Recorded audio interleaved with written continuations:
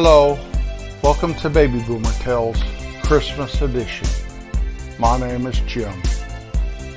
The first time the birth of Jesus was attributed to December 25th was in the 4th century.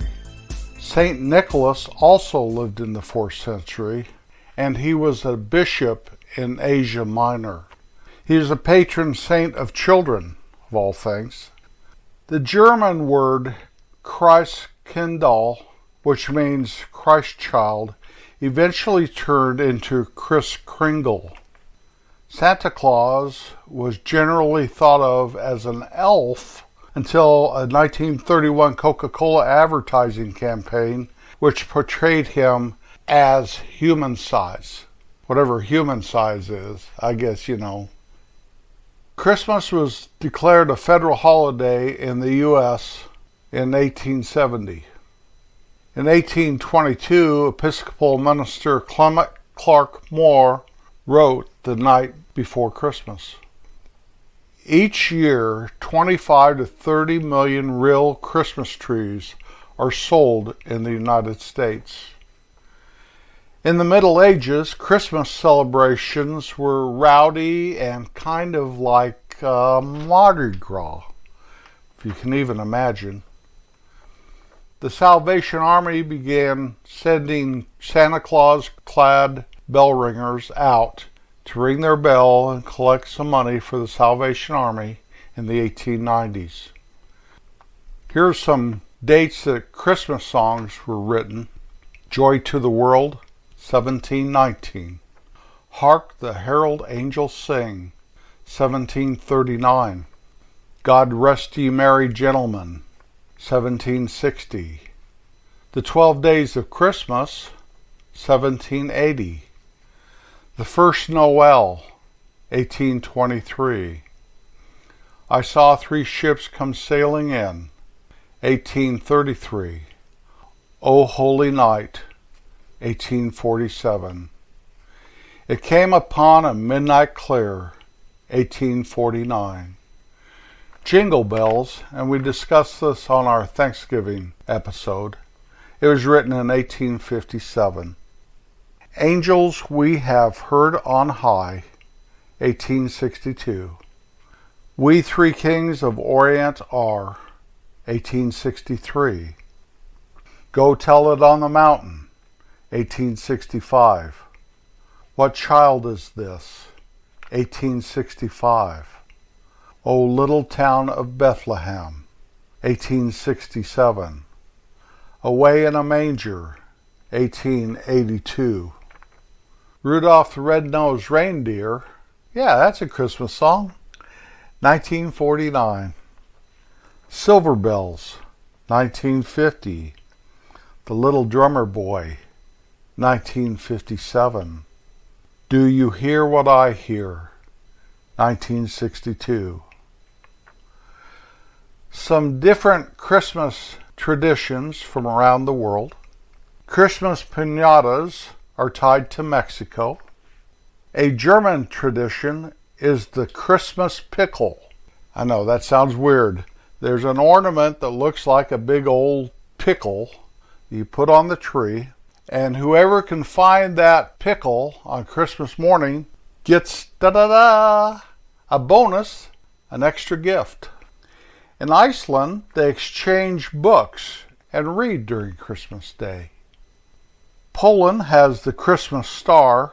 You really can't start eating Christmas dinner until someone spots the first star of night, the Christmas star. In Ukraine, they have a 12-course dinner. The 12 courses are because of the 12 apostles of Jesus Christ. Costa Rica, instead of poinsettias, they give Christmas orchids. In England, they leave mince pies. A mince pie is a little bitty pie filled with some sort of fruit. Well, they leave these mince pies for Santa instead of cookies. Now, if I'm correct, the English call crackers cookies, so Santa probably had to put the word out he wanted these little mince pies instead. Who wants a cracker and milk? Also in England, they say Happy Christmas instead of Merry Christmas.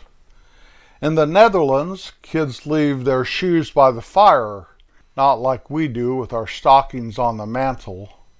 In the U.S., we eat turkey or ham usually for Christmas dinner. In Mexico, and this may be one of my favorite traditions from around the globe, they eat tamales. All right. My favorite Christmas movies, in order, that's number 1 is my favorite. I did 10 of them, so 10 is my 10th favorite. Number 1, Christmas with the Cranks. It's a movie, a takeoff on the book by John Grisham called Skipping Christmas. Number 2, It's a Wonderful Life. Jimmy Stewart, all-time classic. Number 3, Home Alone. Yeah, you think you wouldn't leave the kids alone. Number 4, Elf. After this movie, everyone should believe in Santa and the elves, right? Number 5, A Christmas Story. You can't have a BB gun, you'll shoot your eye out. Number 6, A Charlie Brown Christmas. What endears me to this one is Linus tells the Christmas story right in the middle of the flick. Tremendous. Number 7, Christmas Vacation. Good old Clark Griswold. Number 8, Prancer. Has Sam Elliott in it. It's a good movie. Not many people know about it, I don't think. Number 9, The Polar Express. This animation almost makes you feel in places that they animated a real person, if you know what I mean. That's pretty darn good. I like it. And number 10, something we all dream about, White Christmas. The best-selling Christmas toys, starting with the decade of 1910, teddy bears. Decade of 1920, yo-yos and Tinker Toys. The 1930s and 1940s, it was the Red Ryder BB gun and the Slinky. I thought Slinkies were invented when I was a kid, but I wasn't born until 50. The 1950s, though, brought us Legos and the hula hoop. The 1960s, Barbie, Etch-a-Sketch, and the Easy Bake Oven. The 1970s, Pong. Remember that video game? 1980s, Rubik's Cubes and Cabbage Patch Kids. The 1990s, Beanie Babies and Tickle Me Elmo. And the 2000s, the decade of 2000, Xbox 360, Nintendo Wii, and PlayStation 3. That says something for the way we've evolved right there, doesn't it? When Kim and I started having kids, we had 2 girls, and they were 13 months apart, so they were very, very close. Once in a while, someone would mistake them for twins, but to me, they didn't look anything alike. One favored me physically, and one favored my wife physically. You know, family resemblance. Well, Kim and I made a decision early on, when the kids were just little bitty, that we would never lie to them. And so when it came time for the Easter Bunny or the Tooth Fairy or Santa Claus, we told them the truth in the very best way we knew how.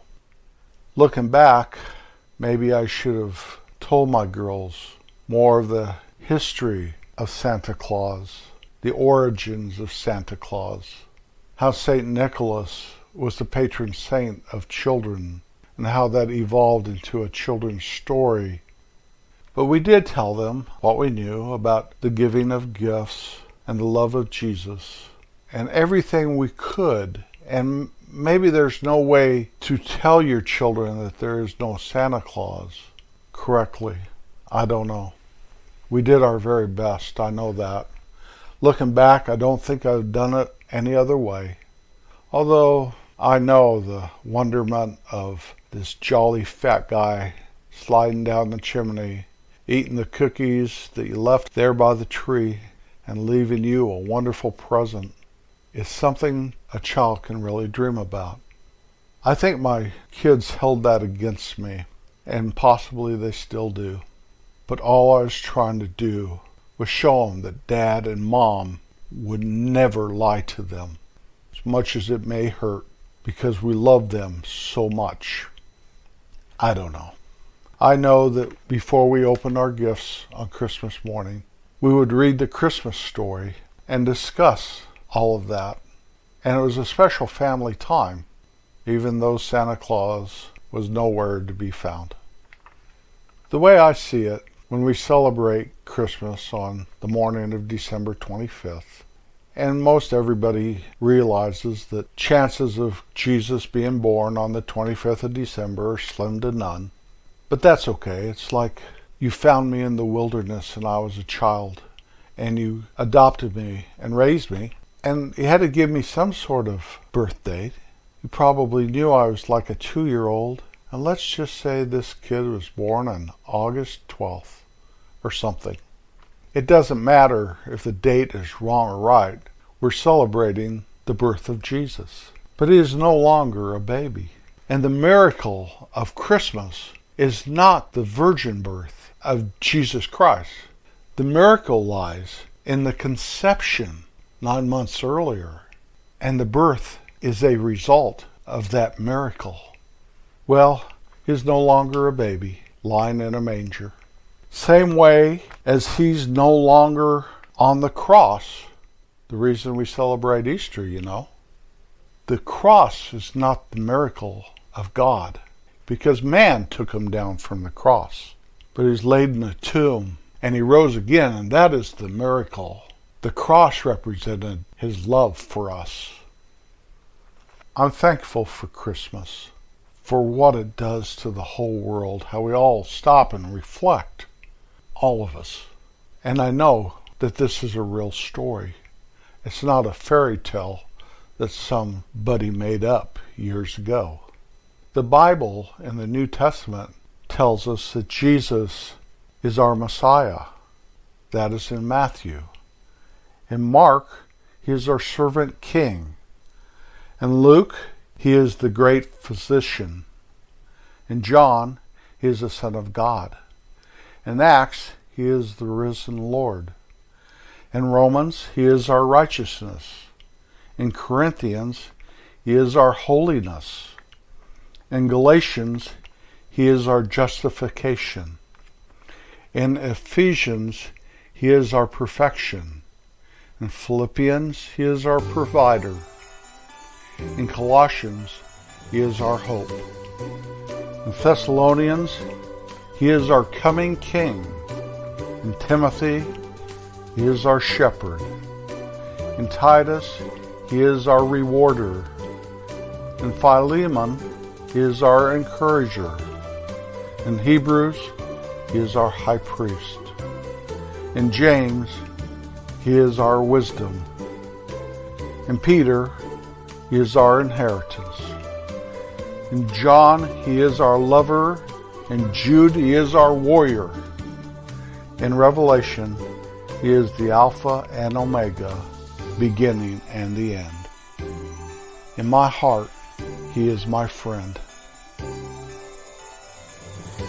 Always be kind.